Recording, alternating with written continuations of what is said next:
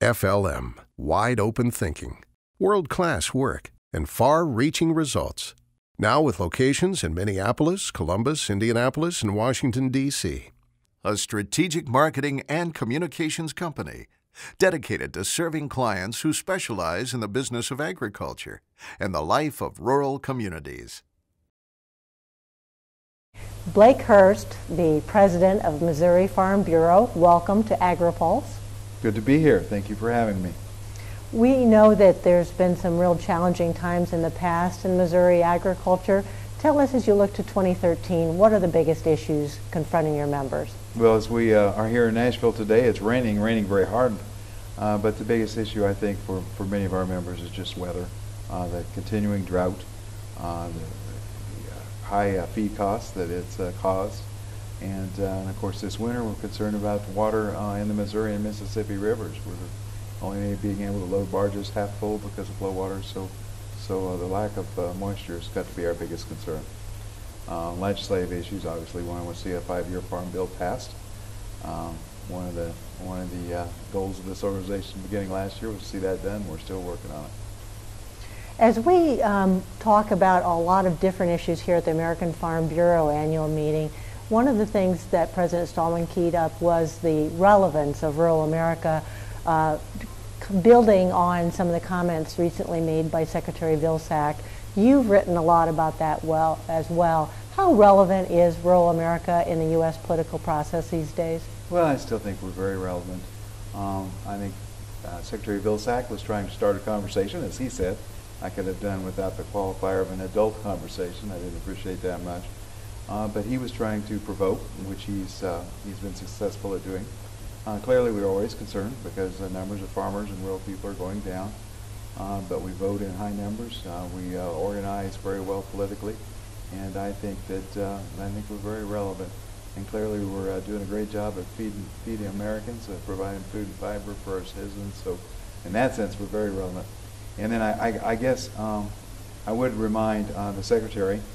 One of his examples of why we were no longer relevant was the fact that we failed to pass a farm bill. Well, that was true in 2007 as well. It morphed into the 2008 farm bill, so we've been here before.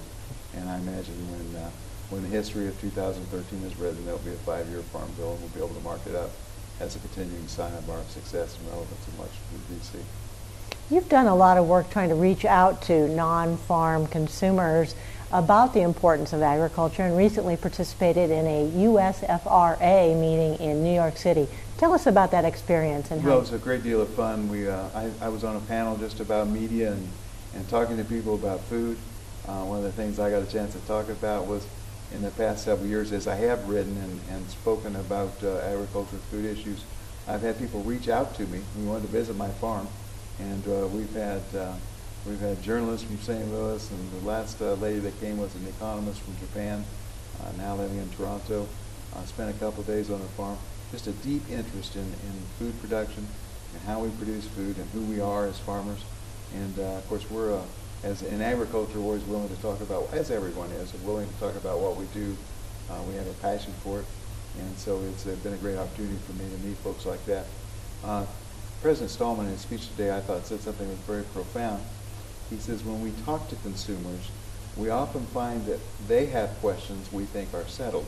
In other words, issues, controversies that we've worked through the science, worked through all the public relations, worked through all the aspects we can think of as farmers and as producers, and come up with a solution, with an answer. We're finding that consumers want to go back and revisit those issues. And that's their prerogative, and it's our job to let them in on the conversations we've already had. And I guess if I can finish real quickly, the example I would use is GMOs. I mean, in agriculture, we tend to think that question has been asked and answered. We know the science, we know how they work, we know the benefits we've received from them. And so I'm always a little bit surprised when that's almost, when I do these things on the East Coast, when I do things in New York City or in Philadelphia, which I had an opportunity this fall as well, GMOs were the first question, and the consumers aren't done with that conversation. So we have to have it, and we have to be open about what they do for us, why we use them, and the safety that's built into their use. So I'm willing to have that conversation, but we sometimes need to be reminded that we have to do that. Can you give us an update on the Mississippi River and the situation with Corps of Engineers? Well, the Corps, of course, is following the plan, and in order to change that plan, which means that they cut releases from the upstream dams on Missouri.